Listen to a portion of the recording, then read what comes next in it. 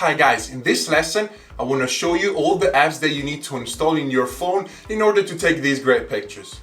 As I mentioned earlier, there's no problem in Android and iPhone. Let me firstly say, I'm not earning money by suggesting you these apps. So this is all because I really think that these apps are the best there on the market and I use them all the time. All these apps are free and available in both systems. They offer premium features, but I never used it. You just need the basic ones, no problem. If you don't want to download these apps but you prefer to use the camera of your phone, it's not a problem, although there will be many differences. One thing that you need to do is to activate the grid. You will find it in any camera settings, doesn't matter the smartphone that you have. Let me show you how to do it in the iPhone right now. To activate the grid in your phone, you just need to go in settings and then search for camera and then grid. It will be very similar in any Android as well. Just to make it clear, the grid are these lines that you see that divides basically in 9 different parts the camera.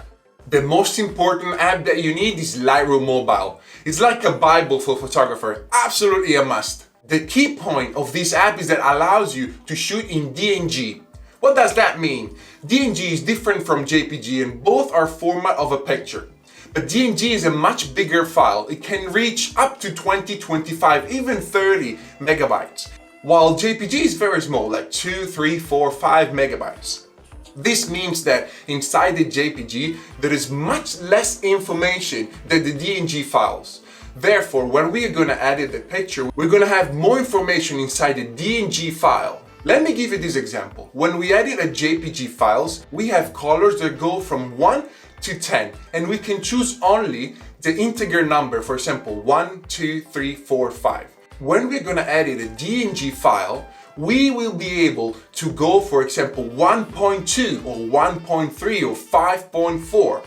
So we're going to have much more information, much more variety of colors that we can choose. When we edit the colors, we just look much better. So do it. So how do you set this DNG extension inside the app? Let me show you right now. Okay, the first app that we're going to see is Lightroom.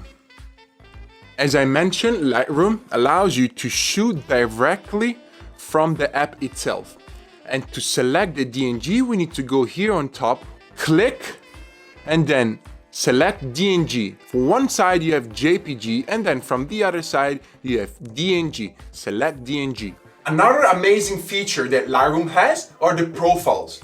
These are presets, so basically a set of colors and settings that you can apply to your image in a very quick way, just with one tap. But let's dig into the app so I can show you better. Lightroom allows you to shoot not only in auto mode, but also in professional. This permits to control the shutter speed, the ISO, the focus, and much more. However, just use the automatic. It's really good inside Lightroom. And of course, it allows you to put a timer or to set a different ratio. If you don't have it already, activate the grid even inside Lightroom. It's this button right here. Whenever you're going to shoot a picture with the camera inside Lightroom, you will have all these pictures inside the app itself. You won't find it in the normal camera roll that you have in your phone, but there will be a hole here. After you shoot a picture, you have all these menus on the bottom where you can choose a lot of different features. Some of them will be blocked if you have the basic version, but many will be available. The different menus allows you to modify the light right here, the colors, and even each single one. The effects like texture, clarity, dehaze, vignetting, details, optics, geometry. But don't worry, we'll see all of them later on in the course. In the top left corner, you see all the information that you use to shoot the picture. One of the things that I want to show you right now are the profiles right here. These are preset, built-in preset inside Lightroom that allows you to modify directly just with one tap the image. Many of them are really good. After you finish to edit a picture, you just need to go in the share button, and here you can click export as and choose the settings that you want to export. For example, if you want to have the image quality at 80%, 100% based on how big you want the image, or the file type.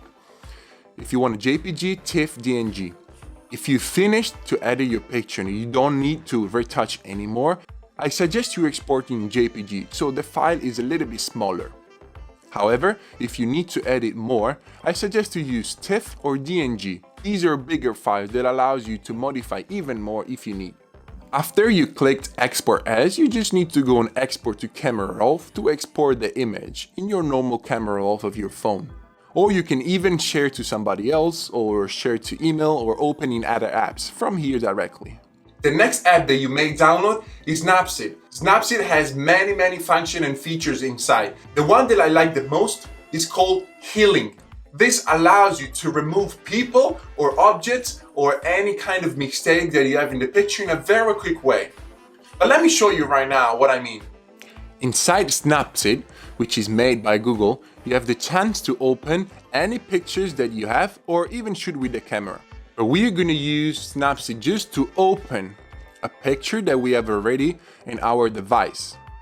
For example, let's take this picture. I use Snapseed all the time to remove people from an image that I don't want. We're going Tools and then Healing. Once we are here, we can zoom inside the picture and we see that the brush becomes smaller. We just need to drag our finger on the top of the people and automatically will be removed. This is really a powerful tool. Let's do another one here and then it's gone. Let's do this group of people. Here, drag your finger on top. This red brush will appear. Remove it in just a click. This is it, and inside the app you can find many other tools that we'll see later on in the course. The last app is called Lens Distortion or LD. This allows you to create some great effect for post-production, for example adding a sun or sun rays or add rain, add clouds and many more. Let me show you inside the app. The last app is called LD, Lens Distortion, which is this one right here. This one allows you to take any picture that you have from your camera roll and apply on top different layers. What we can do is apply a sun, for example. Because it's coming from this side, I'm gonna apply this sun on the right side. A little bit smaller, exactly right here. And then I can apply even another layer. Click plus on the new layer and then we find, for example, soft light, which are sun ray. Then we place the sun ray where the sun is and we can do something like this. Then we can modify, adjust the softness, the direction. Okay, the direction might be here, this length, shorter, longer, or the threshold where we increase the number of sun rays. And then when we're done, we can export it directly in our camera roll. The free app doesn't allow you to export in 100%, but if you want to share it on Instagram and you don't have to print it in a bigger size, it's more than enough, even 85%, which the free apps allows you to do. As I mentioned, all these apps offer really a lot of features inside. These are just the general ones, but later on in the course I will show you exactly with examples how to apply these cool effects in pictures. I'm really conscious there are a lot of apps out there and you may have found some better ones. However, I think these three are extremely important and they contain everything you need to create great pictures without going too crazy and finding too many apps. Okay, I wait you for the next lesson. Ciao!